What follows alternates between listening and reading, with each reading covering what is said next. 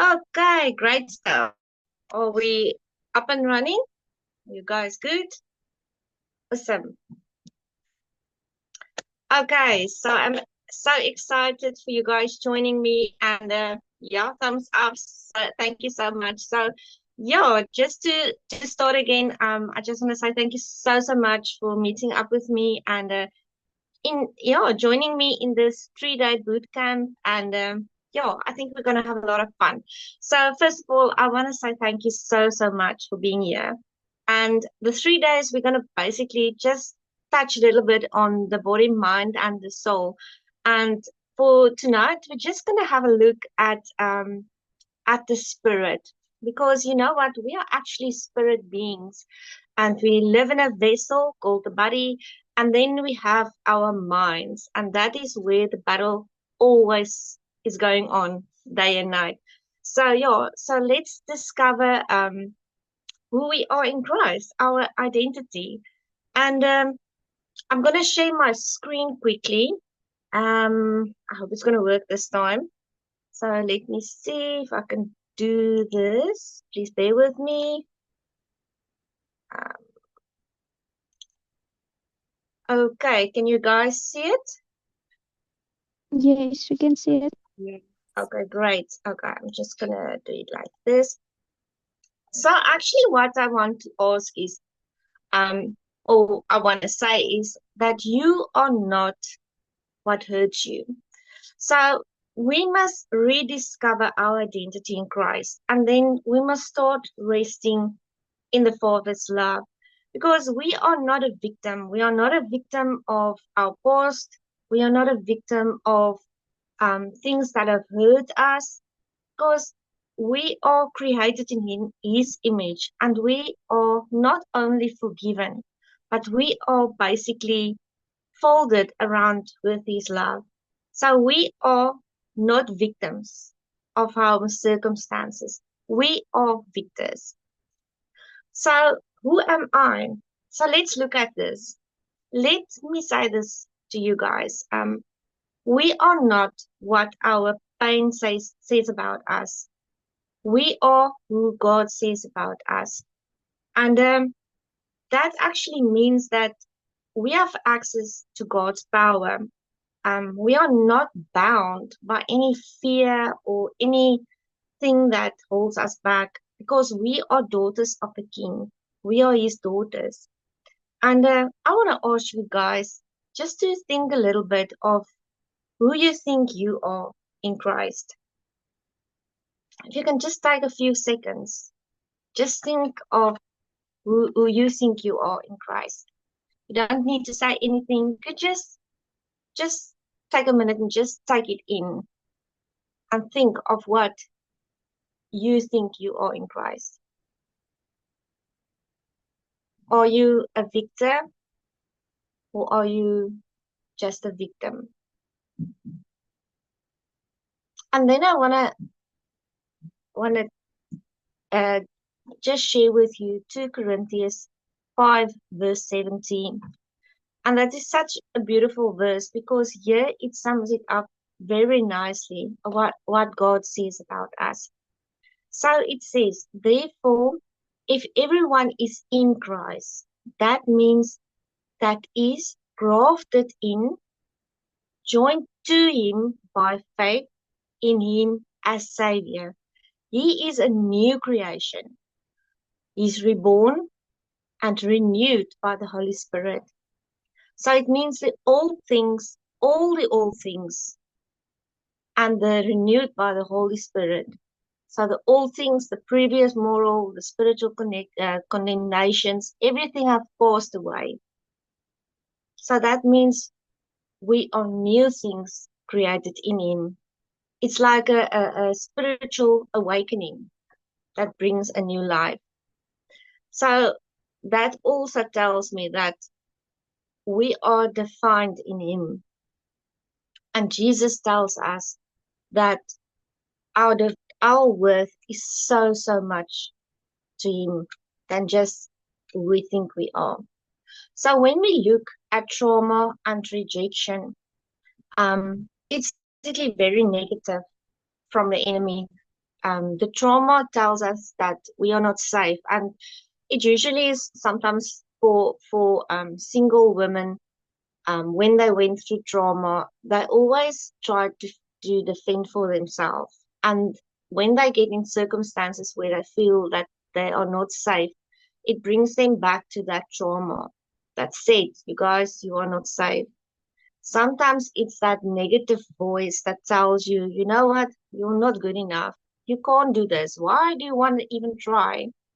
And then you feel unloved because you think that you are not worthy. You think that you're not good enough. And you feel that you're not wanted. And that's the negative voice of rejection that tells you you're not wanted. You are not loved. And sometimes you even get people that tells you, you know what, you are too much. Gee whiz, just relax. You are too much. And that's also something that's not of the Lord. So what are we going to do with these voices of trauma and the voices of negative rejection? What are we going to do with that? We are going to take these two and we are going to press it down with the truth. We are going to delete it totally from our lives with truth. So when we look at Psalm 34, verse 18, I'm just going to read it here quickly. I just want to put this here. So it says, the Lord is near to the brokenhearted, and he saves those who are crushed in the spirit. It means when you feel down and you really feel crushed, the Lord is near you. So you are not alone. And when you are with him, you are saved. And then in Isaiah 49, verse 16, he says, indeed, I have engraved you in your picture in the palm of my hands. When you think about that, think of something like a tattoo. When a tattoo is engraved in your skin, it's there to stay permanently. So you can picture the Lord's hands with your face engraved in his hands, in his palms. I mean, how awesome is that? Just to think that whenever he looks up and he's looking at his hands, he sees your face. And that tells me that you are wanted, you are loved, and you are more than enough. And then when we look at 1 Peter 2, verse 9, he says, but you are a chosen race, a royal priesthood, a consecrated nation, a special people for God's own possession, so that you may reclaim and proclaim the excellences. In other words, the wonderful deeds and virtues and perfections of him who called you out of darkness into his marvelous light. I mean, this is awesome to know that this is the way that the Lord sees us. And then let's look at how we're going to replace all of the lies. So when we look at the process of how we do this, first of all, we need to recognize the lie. We need to see the lie for what it is. And then we need to reject it in Jesus' name, because the lies are not from him. We have a father of lies, and that's the enemy. You know him. But then we have a father of truth and love, and that is Jesus Christ, the one that have your face engraved in his hand. And then we need to replace it with scripture as we did now. So let's look at a few lies that you can replace. So first of all, we have the lie that tells you, oh, you are not worthy. You are worthless. That is a very big lie, because that is something that we as women tend to believe a lot. But the truth is that I am God's masterpiece. So let's look at um, Ephesians 2, verse 10. For we are his workmanship, his own master's work, a work of art. I mean, that's awesome. Created in Jesus Christ, reborn from above, spiritually transformed, renewed, ready to be used for works which God prepared us beforehand, taking path which He set so that we could walk in them, living a good life which He prearranged and made ready for us. So He already ordained the way that we must work because He created us as a masterpiece. Then there's a second lie that tells us, I am alone. No one loves me. I feel very sorry for myself. And oh my word, I'm so alone. That's a second lie. But you know what? God tells us that He will never, He says, let your character, your moral essence, your inner nature be difficult. We never, under any under circumstances, desert you, nor give you up, nor leave you without support, nor will I in any degree leave you helpless, nor will I forsake or let you down or relax my hand on you, assuredly not. That is awesome to know that He's have us in the grip of His hands. He will never, ever, ever leave us alone. He will never let your hand slip from His hand. And then there's a third lie, that it usually says you are rejected. In other words, um, when, say, for instance, you come to a group of friends and they ignore you, you will feel rejected because you will feel that what did I do wrong? Why are they rejecting me? And sometimes when you go through a situation in the wilderness and people withdrawn from you, you also feel rejected. And the truth is that I am accepted and I'm beloved.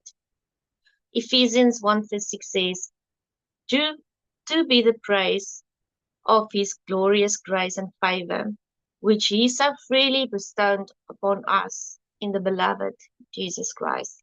So we are accepted as his beloved. So then it's important to know that we can rest in the Father's love. You don't have to earn his love because he already loved you, even when you were formed in your mother's womb. Nothing, no trauma, no failure, no divorce. I know you guys haven't been divorced yet, but no broken relationships, no abuse, nothing can steal you away from him or can separate you from him because his love is steady and healing and his love is very personal. When we have a look at 1 John 3 verse 1, he says, see what great love the Father has lavished on us. And Isaiah 43 verse 1 says, fear not, for I have redeemed you. You are mine. I think it's awesome to think that um, even though we struggle sometimes, even though we messed up, even though we have times that we don't do everything as it's supposed to. I mean, we're only human, and we strive to be holy. We strive to to live in God's ways, and sometimes we did get distracted, but still, then He still loves us. We can't do anything to separate that love from him. It says in Romans 8, verse 38 to 39, it says here, "For I am convinced and continue to be convinced beyond any doubt that neither death, nor life, nor principalities, nor angels, nor things present and threatening, or things to come, or powers, nor height, nor depth, nor any other created thing will be able to separate us from the unlimited love of God, which is Jesus Christ our Lord." So let us redefine our worth and let us embrace the silent voice of the past, because we can't erase our past. Our past is part of our life to help us form how our lives are today. But we shouldn't be stuck there at the past. We should live forward. So who are you really? So in Galatians 2 verse 20 it says, "I have been crucified with Christ. That is, in him I have shared his crucifixion. It is no longer I who live, but Christ who lives in me. The life I live now in the body, I live by faith, by adhering to, relying on, and completely trusting in the Son of God, who loved me and gave himself up to me." So if you can take a few seconds, just think of what names you have carried that aren't yours. What did you call yourself? What did you let other people call you that you now know isn't your name? What lies have you believed until now? And what do you think God says about you? If I can just give you a few seconds just to think about that. Just take a few seconds.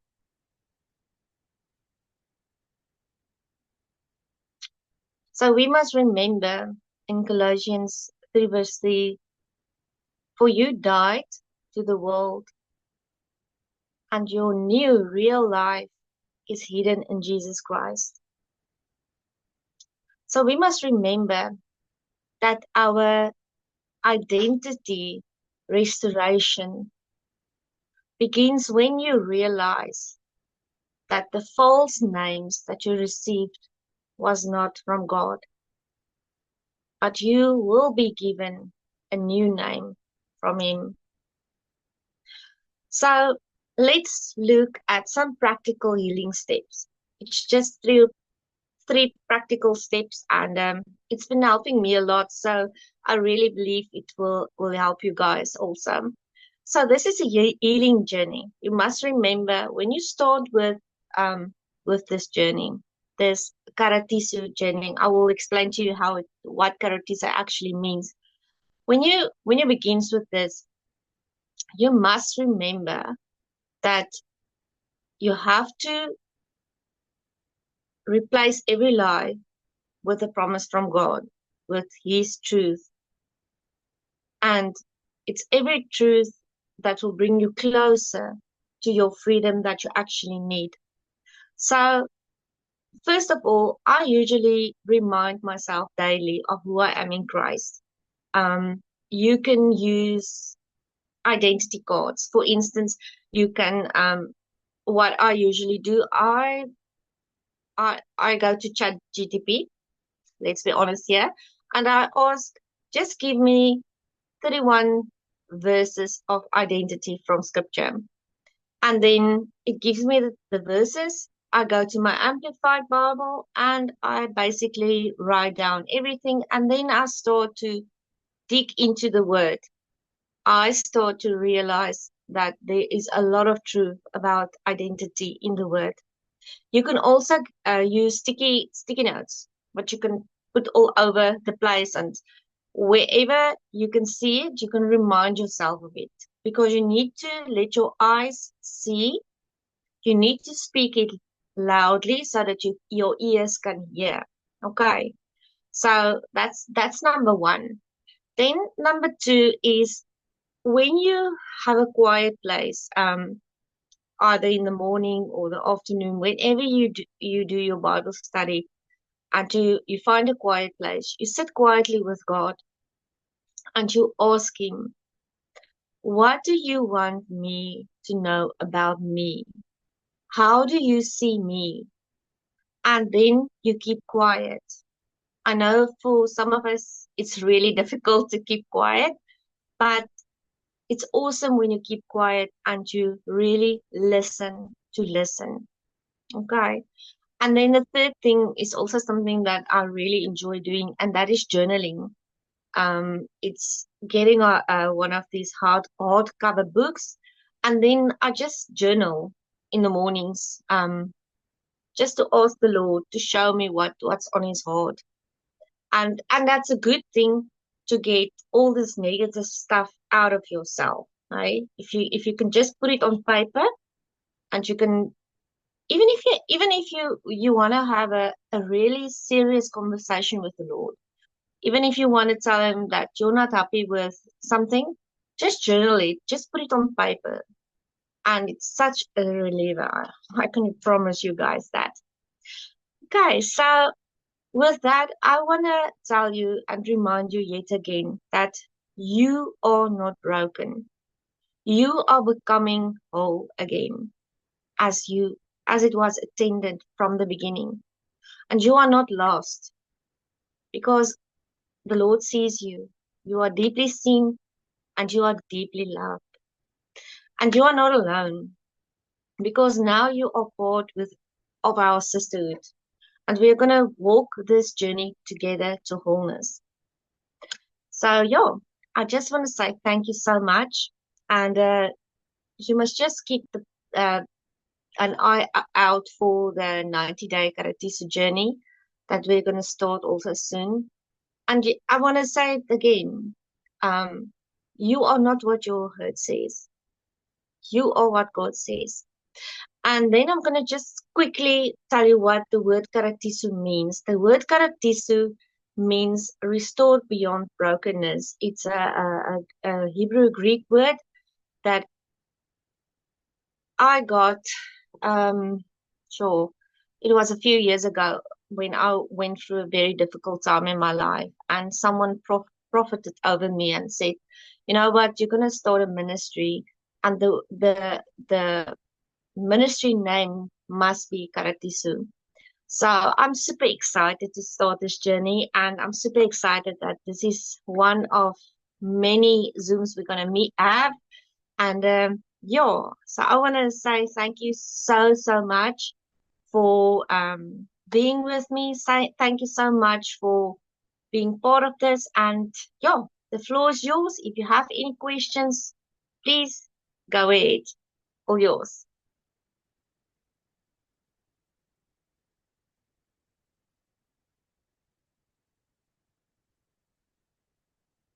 Anyone, any questions?